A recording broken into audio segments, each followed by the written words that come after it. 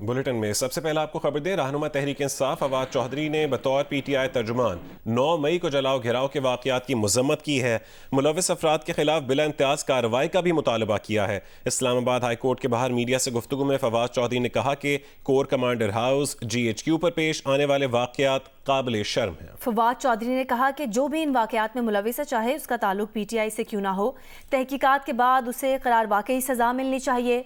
फवाद चौधरी ने कहा कि हमें इस बात को पेश नज़र रखकर पॉलिसी बनानी चाहिए कि फ़ौज है तो पाकिस्तान है और पाकिस्तान है तो हम सब हैं।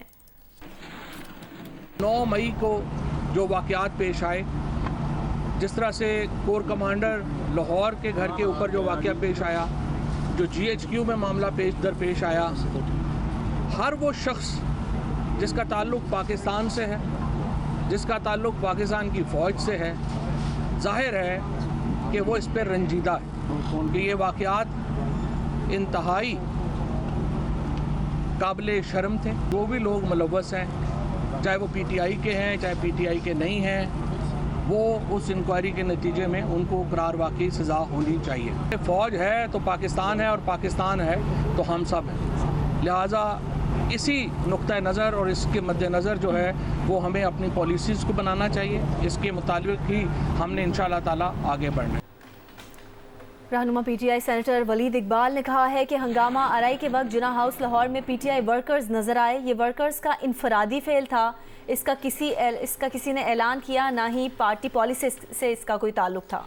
एक इंटरव्यू में जिना हाउस पर हमले को शर्मनाक और काबिल मजम्मत करार देते हुए वलीद इकबाल ने कहा है कि हमला करने वालों के खिलाफ आर्मी एक्ट या जो भी कानून लगता है उसके तहत कार्रवाई होनी चाहिए।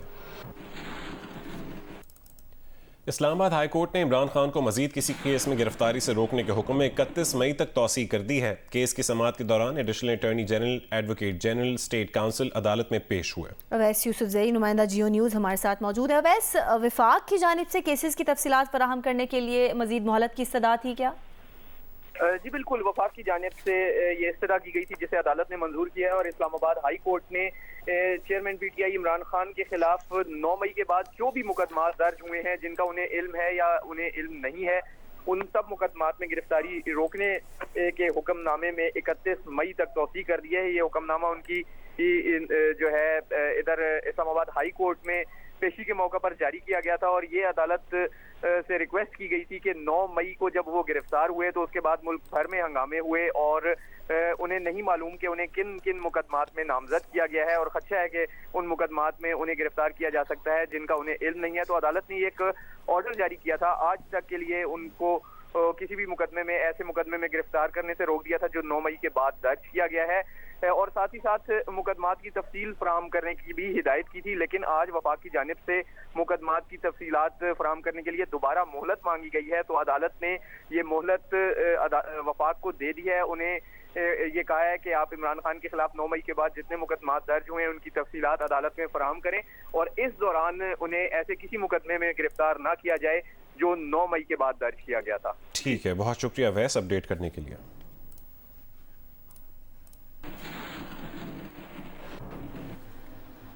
नेशनल क्राइम एजेंसी बरतानिया से 190 मिलियन पाउंड के केस में नैब टीम 2 घंटे बाद बगैर नोटिस मौसूल कराए ज़मान पार्क से रवाना हो गई। इसी पर मजीद तफसीलात जानेंगे जियो न्यूज़ के नुमाइंदे आजम मलिक से।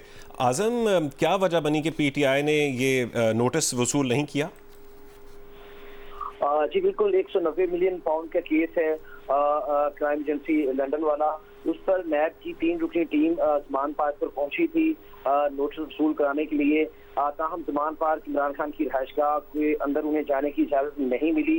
वो तकरीबन 2 से 3 घंटे यहाँ पर इंतजार करते रहे, लेकिन इसके बावजूद भी उन्हें अंदर एक्सेस नहीं दी गई, बल्कि उन्हें कहा गया कि जब तक उनकी लीगल टीम यहाँ पर नहीं आती ज़मान पार्क में इमरान खान और उनकी बेगम बुशरा बीबी की, तब तक उन्हें एक्सेस नहीं दी जाएगी। तो ये टीम तकरीबन 2 से 3 घंटे यहाँ पर रही और उसके बाद नोटिस वसूल नहीं हुआ तो ये टीम अब ज़मान पार्क से चली गई है।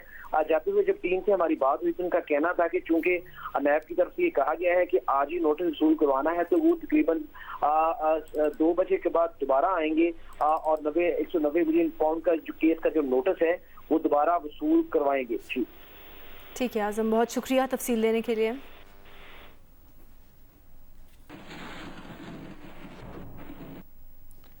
नेशनल क्राइम एजेंसी बरतानिया से 190 मिलियन पाउंड के केस में नायब रावलपिंडी ने साबिक वफाकी वजीर दाखिला शेख रशीद को भी तलब कर लिया है।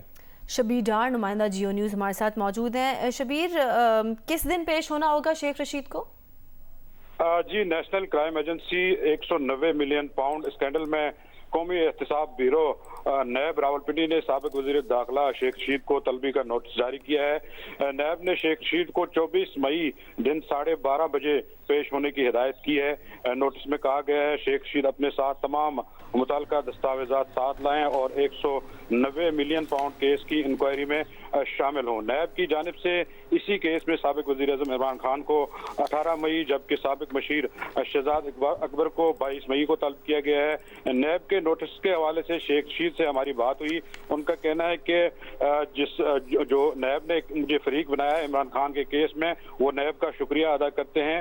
उन्होंने 190 मिलियन पाउंड केस में ठीक है, बहुत शुक्रिया शबीर डार अपडेट करने के लिए।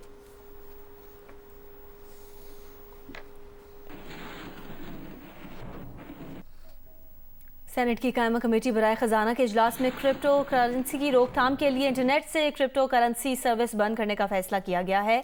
स्टेट बैंक और वजारत IT ने क्रिप्टो करेंसी बंद करने पर काम शुरू कर दिया है। वजीर ममलिकत बराए खजाना आयशा गौस पाशा ने बताया कि पाकिस्तान में क्रिप्टो करेंसी को कभी भी लीगल नहीं किया जाएगा। स्टेट बैंक हुकाम ने बताया कि क्रिप्टो करेंसी मार्केट $2.8 ट्रिलियन से कम होकर $1.2 ट्रिलियन रह गई है। सेनेटर सलीम मांडवी वाले ने बताया कि पाकिस्तान से अरबों डॉलर क्रिप्टो करेंसी में इन्वेस्ट हुए हैं। आयशा गौस पाशा ने बताया कि फैटफ ने भी शराइत आयद की हैं, क्रिप्टो करेंसी की इजाज़त नहीं दी जाएगी। स्टेट बैंक के मुताबिक क्रिप्टो करेंसी हाई रिस्क है, जो सिर्फ हवाई करेंसी है।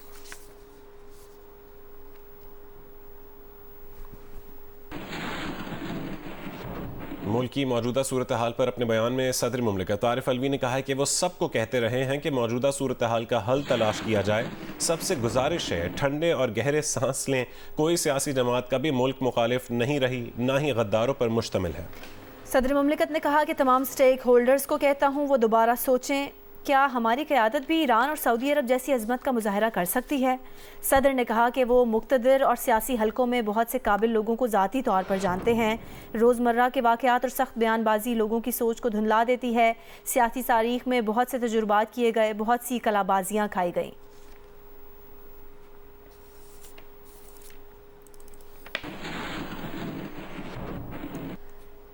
PCB ने भारत के साथ न्यूट्रल वेन्यू पर टेस्ट सीरीज के लिए ग्रीन सिग्नल दे दिया है। PCB की मैनेजमेंट कमेटी के चेयरमैन नजम सेठी ने गैर मुल्की मीडिया को इंटरव्यू के दौरान बताया कि भारत के साथ ऑस्ट्रेलिया में टेस्ट सीरीज खेलने के लिए तैयार हैं। मजीद तफसीलात जानेंगे जियो न्यूज़ के नुमाइंदे सुहेल इमरान से।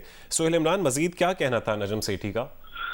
जी, एशिया कप के हाइब्रिड जो मॉडल है उसके हवाले से तो फैसला नहीं हो सका, लेकिन ऐसे में पाकिस्तान क्रिकेट बोर्ड की मैनेजमेंट कमेटी के चेयरमैन नजम सेठी ने एक ऑस्ट्रेलियाई अखबार को इंटरव्यू दिया जिसमें उनका कहना है कि जो टेस्ट सीरीज है उसका मैचेस जो हैं वो ऑस्ट्रेलिया में हो सकते हैं। ये एक बड़ा अच्छा वेन्यू होगा क्योंकि इससे पहले यहाँ पर जितने भी मैचेस पाकिस्तान और इंडिया और खासतौर पर गुज़िश्ता बरस मेलबर्न में जो ICC T20 वर्ल्ड कप का मैच खेला गया था और उसमें 93,000 के करीब तमाशाइयों ने ये मैच खेला था और देखा था, और उसमें इसलिए उन्होंने कहा है कि अगर यहाँ पर होता है तो हम राजी हैं, और इस हवाले से उन्होंने ग्रीन सिग्नल भी दिया। उनका कहना है कि न्यूट्रल वेन्यू पाकिस्तान और इंडिया की टेस्ट सीरीज के हवाले से उनकी तरजीह तो यही होगी कि पहले नंबर पर इंग्लैंड हो क्योंकि वहाँ पर एशियन कम्युनिटी बहुत ज्यादा है, लेकिन अगर ऑस्ट्रेलिया में भी ये टेस्ट सीरीज होती है तो वो उसके लिए बिल्कुल तैयार हैं और इसके ऊपर पेशरफ्त हो सकती है। और इससे पहले भी इस हवाले से बातें होती रही हैं और अब अगर इसको अमली जामा पहनाया जाता है तो उसके लिए पाकिस्तान क्रिकेट बोर्ड तैयार है। जी ठीक है सुहेल, बहुत शुक्रिया तफसील के लिए। कराची की इंसदाद दहशतगर्दी अदालत ने इमरान खान की गिरफ्तारी पर तहरीक इंसाफ के एहतजाज पर हंगामा आराई के केस में फिरदौस शमीम नकवी समेत 14 मुल्जिमान को अदालती रिमांड पर जेल भेज दिया है। नुमाइंदा जियो न्यूज़ अमीन अनवर हमारे साथ मौजूद हैं। अमीन, क्या मालूमात है आपके पास?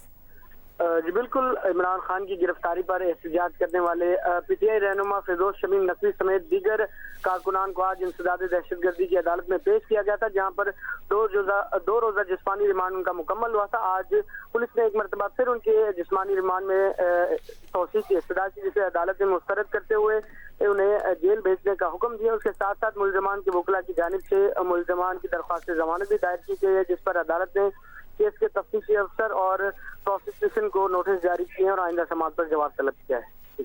बहुत शुक्रिया अमीन अनवर अपडेट करने के लिए।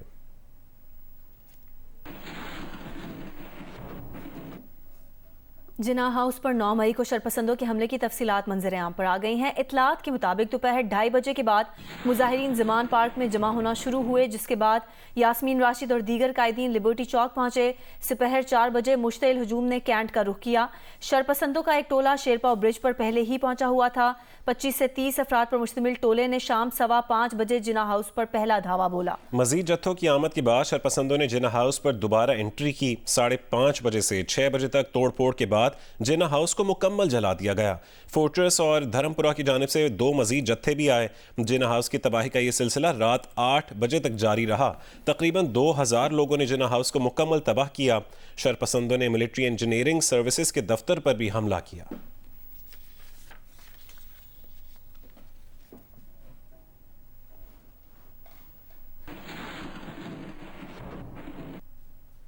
नौ मई को तहरीक इंसाफ के एहतजाज के दौरान जिन्ना हाउस को जलाने के वाक़े पर सिविल सोसाइटी अफसरदा है। जिन्ना हाउस को आवाम के लिए खोला गया तो बिजनेस कम्युनिटी भी अफवाज पाकिस्तान से इजहार एकजहती के लिए पहुंच गई। लाहौर से रिपोर्ट कर रही हैं दुआ मिर्जा। 9 मई वो दिलखराज दिन है जब लाहौर कैंट में वाक़ कायद आज़म मोहम्मद अली जिन्ना से मंसूब रिहाइश का जिन्ना हाउस को शरपसंद अनासर ने नजर आतिश कर दिया।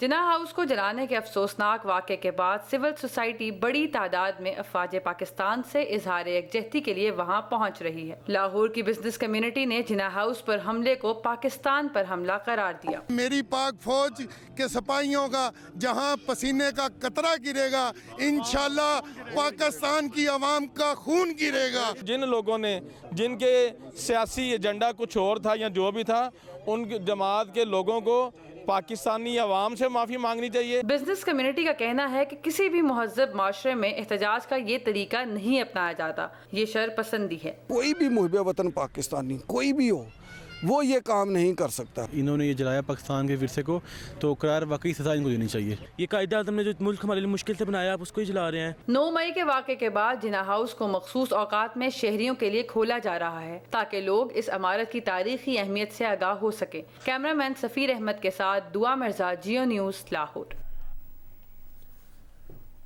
कराची में वफाकी वज़ीर शाज़िया मरी इस वक्त न्यूज़ कॉन्फ्रेंस कर रही हैं। अंदर जिस तरह की गुंडागर्दी ये प्रमोट कर रहे हैं उसमें अपना हिस्सा डालें, और अगर ऐसा वो करते रहेंगे तो फिर हमें भी बार बार ये कहना पड़ेगा कि पाकिस्तान के अंदर जो शरपसंदी फैला रहा है, जो दहशतगर्दी फैला रहा है, उसको कानून के ज़रिए आड़े हाथों लेने की ज़रूरत है। आज है, कल है, और आइंदा भी अगर ऐसे वाक़यात होंगे तो लेनी होगी। पहले मुर्तज़ा साहब बात करें, फिर हम सवालात ले लेते हैं। ज़्यादातर बातें शादिया बीबी ने कर ली। मैं सिर्फ गुजारिश ये करना चाहूँगा कि इमरान खान की ईमा पर जो PTI के शरपसंद अनासिर ने किया वो एहतजाज नहीं था, वो दहशतगर्दी थी। और मैं सारी कौम का शुक्रगुजार हूँ कि 9 मई के वाक़यात को जिस तरीके से उस जत्थे की कार्रवाई को, उन दहशतगर्दों की कार्रवाई को, जिस तरह की कार्रवाई के बारे में शायद मोदी सोचता है, भारत सोचती है, पाकिस्तान के दुश्मन सोचते हैं, उसको सारी कौम ने मिनहसर कौम कंडेम किया, उसको रिजेक्ट किया, जिसके लिए मैं सारी कौम का शुक्रगुजार हूँ। मैं उन तमाम शरपसंद अनासिर को ये बताना चाहूँगा कि अगर आप अपने आप को सियासी कारकुन कहते हैं, अगर आप अपने आप को सियासत करने पर बिलीव करते हैं, तो आपको ये समझने की ज़रूरत है कि PTI के अंदर तहरीक इंसाफ से पहले लफ्ज़ इस्तेमाल हुआ है पाकिस्तान। और जैसा शादिया बीवी ने कहा, पाकिस्तान है तो हम सब हैं। पाकिस्तान फलेगा फूलेगा, हम सब फलेंगे फूलेंगे। पाकिस्तान मजबूत होगा, मुस्तहकम होगा, हमारे इदारे मजबूत होंगे, मुस्तहकम होंगे, हम मजबूत होंगे, हम मुस्तहकम होंगे, हमारी आवाम मुस्तहकम होगी। ये समझने की ज़रूरत है कि मुश्किल वक्त में अपनी अना की खातिर, अपनी ज़ात की खातिर, अपनी रियासत को आप नुकसान नहीं पहुंचाते हैं, अपने मुल्क को, अपने इदारों को आप नुकसान नहीं पहुंचाते। दूसरी बात मैं ये करना चाहूँगा, और ये तमाम उन लोगों से जो उस कल्ट को फॉलो करते हैं कि दुनिया भर में जो सियासी क़यादत रही है वो अपने अमल से, अपने काम से, अपनी काविशों से साबित करती है कि मैं आपका लीडर हूँ। वो मुश्किलात। मुर्तज़ा वहाब और शाज़िया मरी कराची में न्यूज़ कॉन्फ्रेंस कर रहे हैं।